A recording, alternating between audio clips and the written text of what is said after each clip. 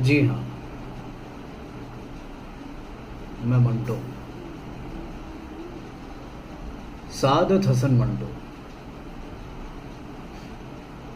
लोगों की नज़रों में उर्दू अदब का एक बड़ा नाम, लेकिन अपनों के बीच अव्वल दर्जे का फ्रॉड।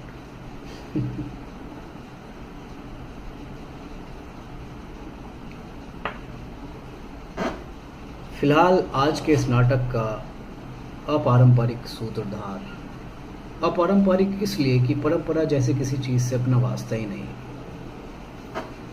मैं अधिक भूमिका में नहीं जाना चाहता। बेकार आपका कीमती वक्त बर्बाद करने से क्या फ़ायदा, और ना ही मैं आपको किसी गफलत में रखना चाहता हूँ। ऐसा इसलिए कह रहा हूँ कि लोगों की मेरे बारे में राय कुछ ठीक नहीं है। आप किसी से ही पूछेंगे वो तो छूटते ही कहेगा, क्या यार किस फ्रॉड के बारे में बात कर रहे हो। मंटो जैसा वनटू आदमी तो मैंने अपनी पूरी ज़िंदगी में नहीं देखा। ये भी भला कोई वक्त है उससे मिलने का?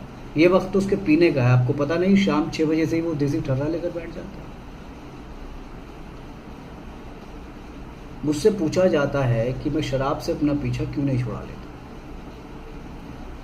मैं अपनी ज़िंदगी का 3/4 हिस्सा बदपरहेजियों की भेंट चढ़ा चुका हूँ। अब तो ये हालत है कि मैं कभी अस्पताल में और कभी पागल खाने में मिलता हूँ।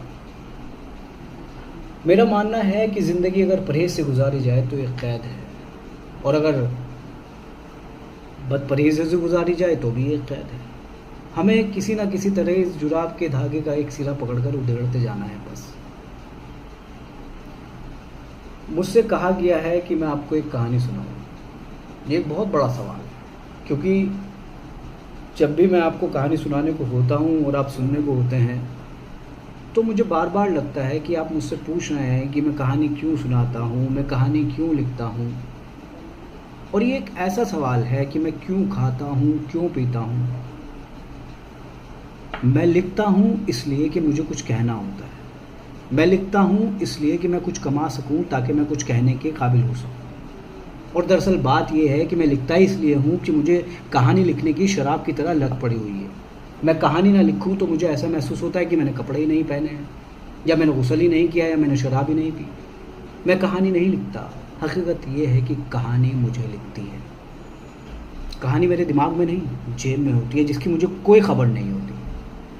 कहानीकार बनने की भी बहुत कोशिश करता हूँ, सिगरेट पर सिगरेट फूंकता रहता हूँ, मगर कहानी दिमाग से बाहर निकलने का नाम ही नहीं लेती।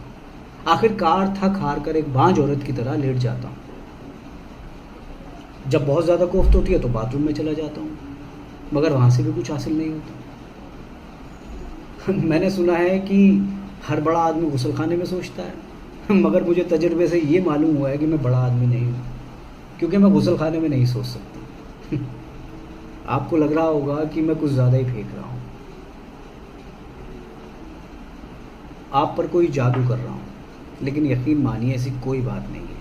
अक्सर मेरे साथ ऐसा होता है कि मैं रात रात भर सोचा, कुछ समझ में नहीं आया, सुबह उठा, अखबारों से किसी कहानी का रस चुराने का ख्याल किया, अगर उसमें भी नाकामी मिली तो गुस्ल खाने गया, वहाँ अपने शोर भरे सर को ठंडा करने की कोशिश की, मगर अफसोस फिर भी नाकाम रहा। झुंझला कर पान खाने चला गया, मगर कहानी का कथानक फिर भी समझ में नहीं आया।